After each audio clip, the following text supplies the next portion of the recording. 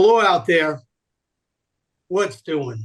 I'm Kevin Breslin, and today we're going to be talking about my father's classic book, Can Anybody Here Play This Game?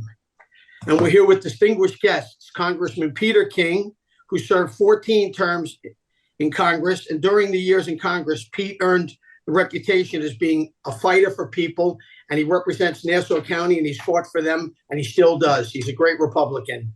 And we're also here with a famous Met, Ron Swoboda. He's a former player.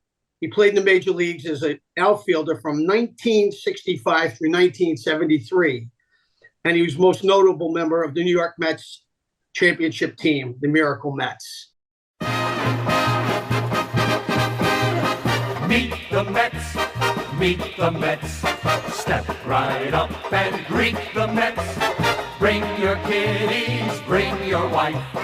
Guaranteed to have the time of your life because the Mets are really socking the ball. Welcome, guys. Nice to be here. It was late at night in 1962 at a bar in St. Louis. My father was sitting there with Casey Stengel. There was no one there. It was just the two of them. Casey was smoking cigarettes and drinking late into the night or early morning. The only sound in the hotel was the vacuum cleaner as the janitor was starting to vacuum the carpet. Casey was sitting there. He's telling my father, I just managed the worst losing team in the history of baseball. No one could have more ineptitude. He said it made a fellow like him think as he looked up and down the bench, can anybody here play this game? My father looked at him and Casey said, that's $1 billion title. If I were you, young man, I'd run the hell out of here and go home and write a book about it and get rich. Well, that's exactly what my father did because we weren't doing too well at that time. And I remember when the book came out, we moved into a new house. But my father had some very poignant words. He said, the New York Mets are in existence for a simple reason. New York City needed them. So the Mets are a bad ball club. All right, they're the worst.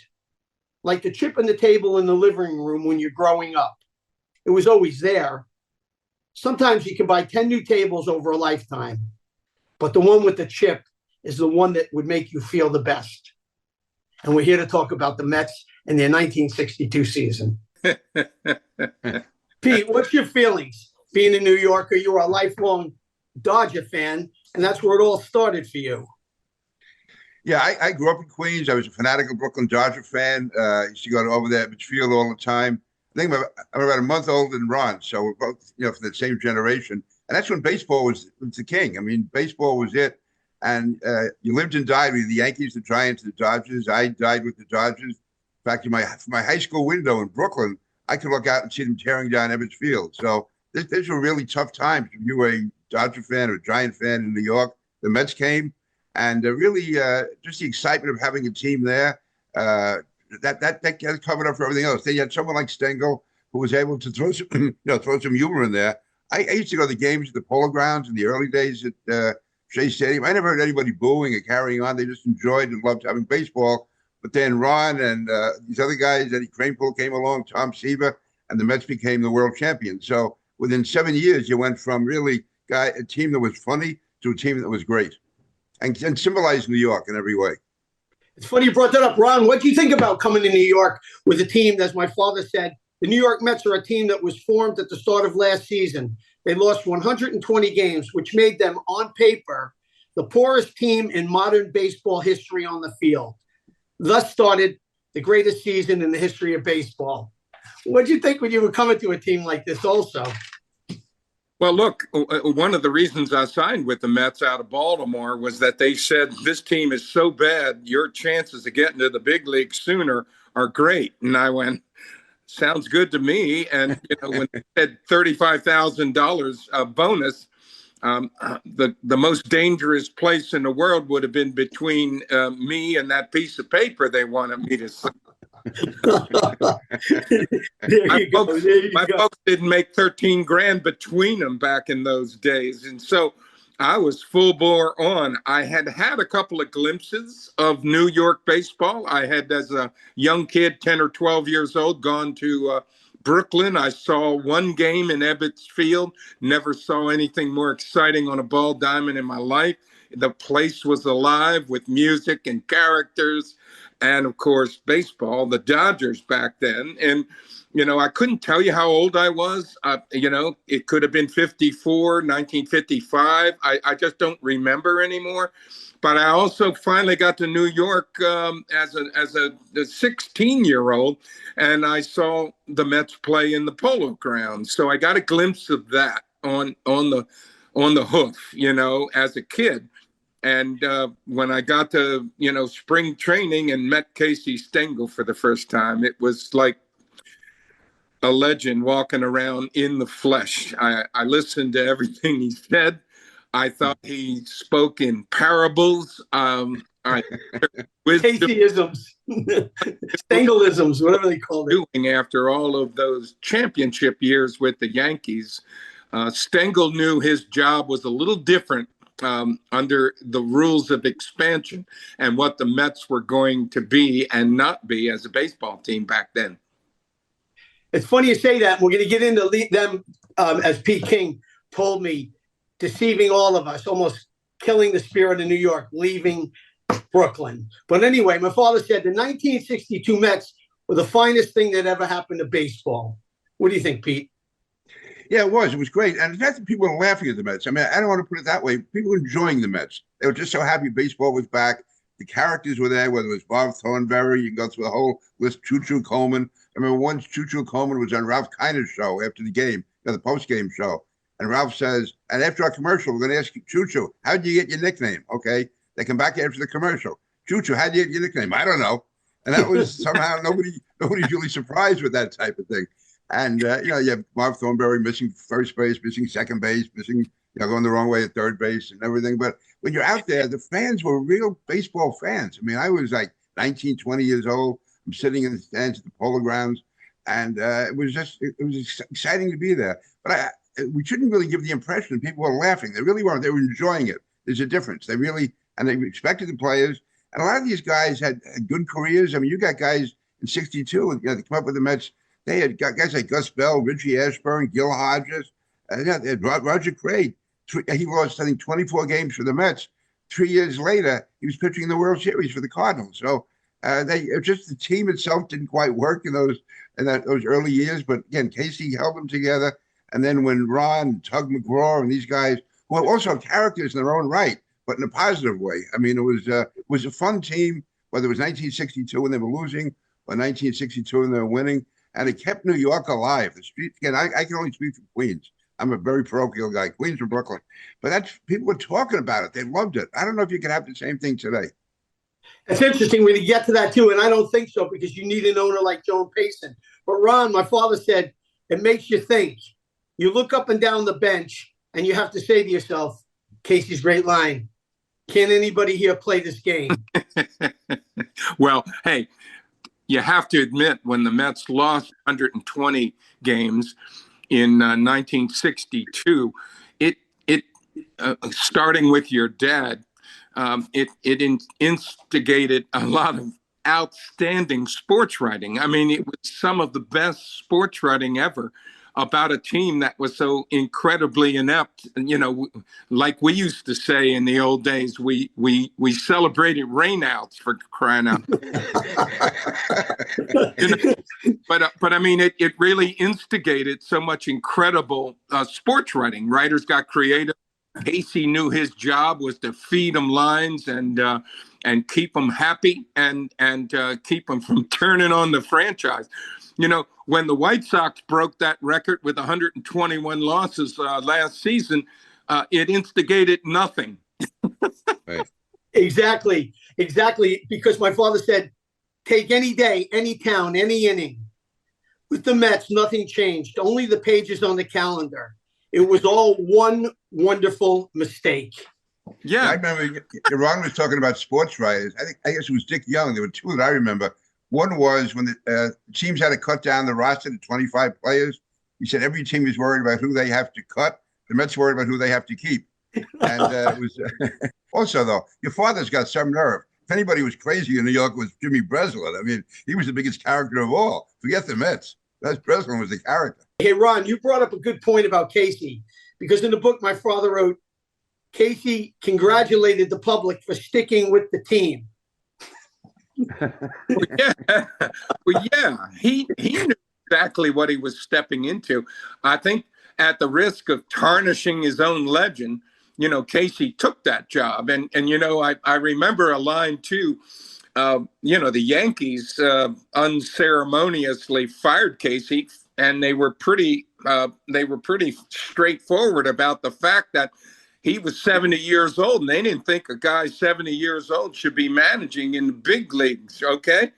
Casey was immediately snapped up by the Mets, and at his press conference, signing with the Mets, Casey he brought up the point. He said, "The Yankees," in that graveled voice, he said, "The Yankees fired me for being 70 years old." He said, "I'm here to tell you, I won't make that mistake again." That's exactly it. Now, Pete, your heart was broken. And my father said, "To hell with the Giants and Dodgers. Here comes the Mets to warm the hearts of baseball fans everywhere." Did the city need the Mets?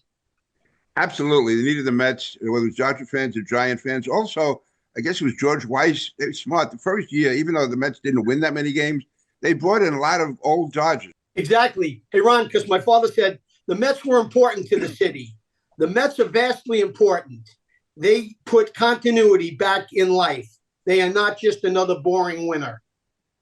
Well, just what Peter said, in their roster and in the uniform and the symbols they adopted, they were an amalgamation of the two teams, the Dodgers and the Giants, who left New York in a lurch. I mean, some of the greatest writing too was Red Smith Red Smith on Baseball, writing about those days when the Dodgers and Giants were rumored to be leaving town and how each franchise seemed to handle it in a different way. The Dodgers kind of waffled a lot under Bavasi, and Stoneham was a little more straightforward, saying, "Yeah, we're going, and here's the reason why." And it turned out to be a brilliant move, because you lose two National League teams in New York, and you replace them with the Mets, and people were so ready for baseball to come back, as Peter King, made very clear. Great point, because my father said, when you leave New York, you ain't going anywhere.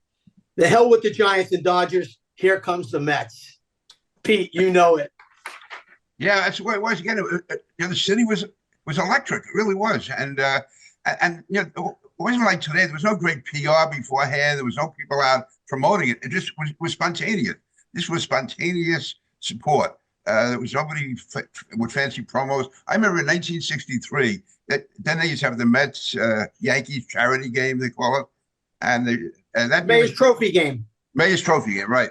And that was played at Yankee Stadium. The place was almost packed with Mets fans. I mean, booing the Yankees, cheering the Mets, and the Mets won. And Stengel played it like it was a World Series. He used his best players, his best pitcher. The Yankees brought up some guy from the minors to pitch the game. The Mets was like winning the World Series. They were, and the fans loved it. It was just great. Pete, and the city, I just want to keep on this for a tiny bit longer, because my father was a New York City writer. That's what he cared about. That's what he loved. He said, on the city's connection for the Mets, in New York, the Mets are more than just a team. They are part of the city's heartbeat, embodying its resilience and humor. Just as you said, Pete, it became something where it was more than just a bunch of guys in a uniform. Yeah, the use of fancy terms, like a symbiotic relationship. One fed off the other. Did you ever analyze your mind for a moment and think you were rooting for the worst team in the history of baseball? I mean, thinking, what are you doing? You weren't even rooting for a winner. No, maybe I was missing something in my mind, but I just was having so much fun being there. And maybe it was the fact the loss of the Dodgers for 4 years. I mean, that was from 1957 to the beginning of 1962. It was like dark years in people's lives. It sounds crazy now. Because remember, there wasn't that much entertainment then. I mean, if you were a Dodger fan, that was your life. So then when the Mets came, we were just so happy to enjoy the team. And there was always hope. They'd always be picking up some guy. And okay, this guy's going to be great. That guy's going to be great. Usually ended up not being great, but it gave you something to hope for. But I never remember a dark moment during those years. Now, people like pitch and moan, you lose 2 or 3 games. They get the analytics out, and the guy has to be traded, or somebody has to be cut, whatever. Then it was just you played it out, and we just enjoyed it. It was like It was like going to the movies. It was great. It's funny because Ronnie said the same thing about Casey being the glue, the showman, because my father said, 73-year-old, he gives one of the finest performances under bad circumstances. Yeah. We look at it. He did every day. I mean, Kevin, your dad and his writing, it really embraced the warp and weave, the fabric of New York. And it started with guys that work. That's the great thing about New York City, is the guys that work for a living, the cops and the firemen and the people that get on the subway every day and go to work and make that city what it is today. I know there's a lot of tall buildings and a lot of wealthy people living in them, all up Madison Avenue and Park Avenue and whatnot. But the city of New York is about working stiffs. And that's, I think, what we tended to latch onto. Those people, those kids that came out, we were probably one of the biggest babysitters in the city. You could give if your kid was, early teenage years, you could give them a couple of bucks, put them on the subway, and it was safe. And they come to Shea Stadium, and it was safe around Shea Stadium. And they latched onto us at a very young age. And popcorn and hot dogs in the stadium. Oh my God! If you had that extra money, it was great. We brought our sandwiches. It was fantastic. In the spirit of the great Jimmy Breslin, FastPhillySports.com often asks, "Can't anybody here play this game?" Pro and even college athletes are used to pampering, even in Philly, one of the toughest sports towns in the USA. But we don't pamper anyone. Not Bryce Harper, not Joel Embiid, not even Super Bowl champ Saquon Barkley. And stealing again from Breslin, we ask the extra tough question and look for a unique angle. Sports can be fun, even if you lose, and we have fun. Win, lose, or draw. Bamonte's. Bamonte's at 32 Withers Street, Brooklyn, New York, is a family-owned and operated Italian-American restaurant that has been in business since 1900. It is the oldest Italian restaurant in Brooklyn and one of the oldest in New York City. Once again, try our delicious food at 32 Withers Street, Brooklyn, or call 718-384-8831. Bamonte's. This episode of Breslin's What's Doing is brought to you by Medford Fast Lube. Put your car in good hands. With more than 25 years of experience, the experts at Medford Fast Lube will care for your vehicle like it's our own without breaking the bank. Take the stress out of the unexpected. If your car needs repair, it can be expensive as well as stressful. Take some of that weight off your shoulders with free estimates from the experts at Medford Fast Lube. Our friendly staff is here to help. Located at Route 112 in Medford, New York. www.medfordfastlube.com or dial 631-475-2107. I would ask Ron this. Who would you trust more to evaluate a ball player? Casey Stengel or some analytics guy? To me, that's so cold-hearted, not realizing what a guy has in his heart, who has the guts, who has the courage, who's going to go forward and strike out the guy when you need it, or get the clutch hit. Well, I think, analytics today obviously is the way of baseball, but the smart franchises know there's also that meat on the hoof, the situation guy. Pure analytics doesn't look at a hitter and say, what's he do in the clutch situations, or a pitcher, what's he do in the clutch situation? But that's exactly what you're looking for. You're not just looking for somebody who can, run up his slugging and on base percentage. You're looking for somebody who, in that situation, is going to help you win games. And you better have a feel for that as well. And that's the human side of the game that I think is way more important sometimes than these analytics that, look, you cannot discount them. They do tell a story, but they don't tell the whole story. And the teams that understand that, I think, do the best in their relationship with analytics as it exists today. Well, analytics will destroy loyalty, because my father said they lost an awful lot of games by 1 run, which is the mark of a bad team. They also lost innumerable games by 14 runs or so. This is the mark of a terrible team. How the hell could fans still want to stay with them? Pete, you never left. No, listen, I tell you, real Met fans stay with them all the way. I don't know anyone who said, I'm not rooting for them anymore because they're losing. Maybe that happened in the 70s or 80s later on, but in those early years, if you were a Met fan, you were proud to be a Met fan. There's probably more Met shirts being worn and Met hats being worn. And again, it was all spontaneous. That's the thing. It wasn't Madison Avenue driving this thing. This was real people. The guy from Sunnyside or Woodside, the guy from Jackson Heights, the guy from Bay Ridge. I mean, they were identifying with all of it. They really did. It's funny because then my father said, a guy told him, I've been a Met fan all my life. Nobody was ever saying that in mid-June when they lost so much, and nearly everybody had a good reason for saying it. You see, the Mets are losers, just like nearly everybody else in life. Now, that's kind of... You know, and we all know that probably changed after we ruined it in 1969, winning the World Series. Because once you win, there's no going back. You know, with them, that they used to love that symbol of the Mets. It was a guy with a Met hat on, and it was a baby in diapers. Right. Love to use that image a lot about the Mets. You know, they're still growing. They're babies, you know, and that kind of thing. But after you win it, you don't have that anymore. You're going to have to show up and show some wins. I think that changed a lot of that innocence. That's a good point. And Pete, because JB said, if you can't have any fun with the Mets, you can't have any fun anywhere. Well, that's true. It was, again, and it wasn't fun to laugh at. It was like laugh with, enjoy with. That's the point I got to emphasize. You're right. I never went to a Met game where people, whether they were winning 8-0, which wasn't that often, or losing 15-1, people in the stands stayed the same. Very few people left before the ninth inning. They hung around. They enjoyed it. People got there even early for batting practice. It was like a night out or an afternoon out. You know, it was a great. It was a happening, as the term they used in those days. It was great. In the book, my father said they lost at home, they lost away, they lost at night, and they lost in the daytime. They lost with maneuvers that shake the imagination. That's literature, Kevin. That is literature, and you know, I don't think losing today spawns any literature. It just it just doesn't have that same. I use the word charm. It doesn't have that anymore.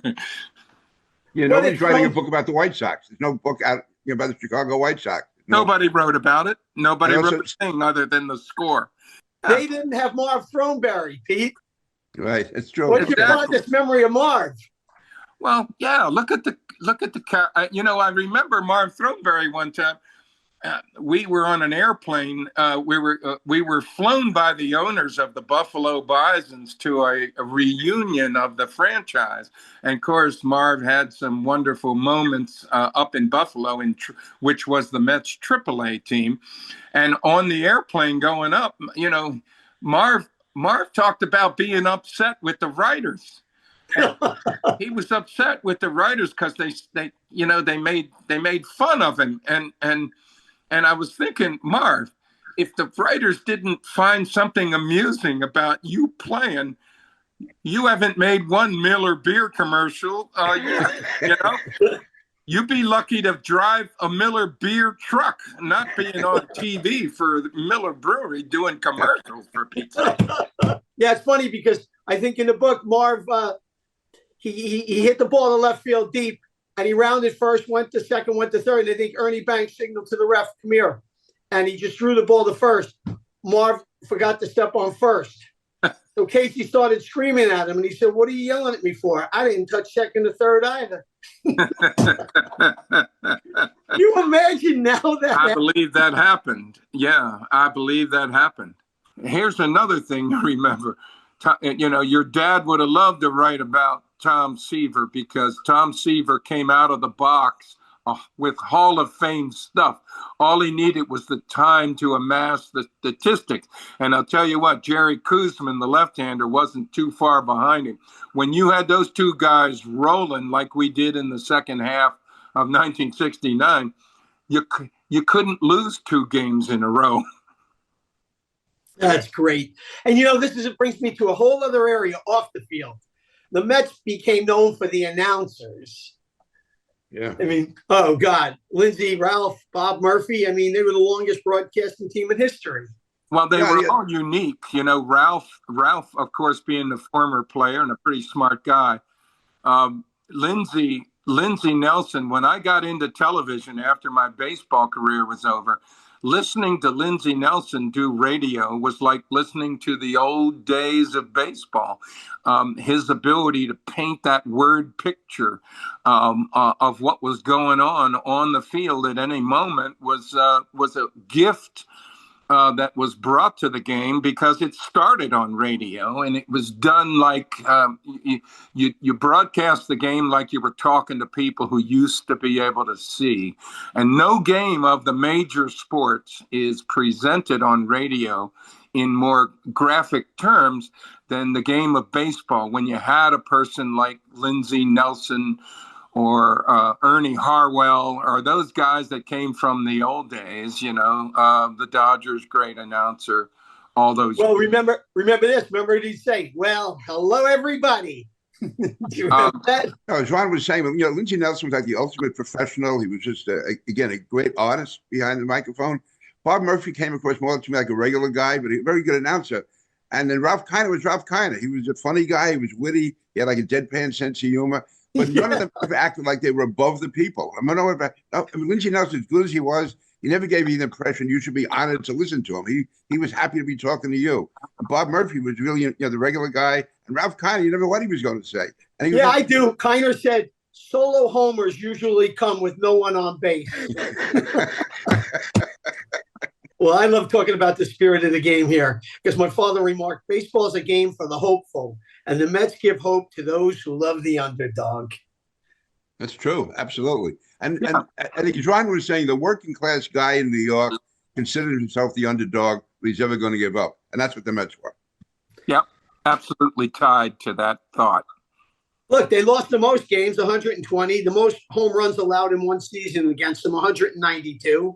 I mean, they set every record for being abysmal, and yet the love grew and grew and grew. The attendance busted out. The more they lost, the bigger the attendance. Yeah. People couldn't wait for next year. I never remember a game where people wanted to go home. I mean, you go out to L.A. and, in about the seventh, eighth inning, people were already filing out of the ballpark, heading home to, for their glass of white wine and, the jacuzzi or something. And in Shea Stadium, man, they stayed to the bitter end. Yeah. And most of the endings when I was there early on were bitter. Hey, Pete, so you think they're legends? The Mets, the 62 Mets, will be a legend that no one will ever forget? No, listen, this is 60 years later. Remember, 60 years before that was 1902. Who thought about 1902 in 1962? Today, we're talking about the Mets like it happened yesterday, the 62 Mets. No, I think they're going to be part of certainly New York baseball folklore forever. Because JB said, you watch the Mets, you know life. There has never been a club like this. Well, that's true. Thank goodness, your dad wrote that book, and he wrote it in vain, in vain of what was going on.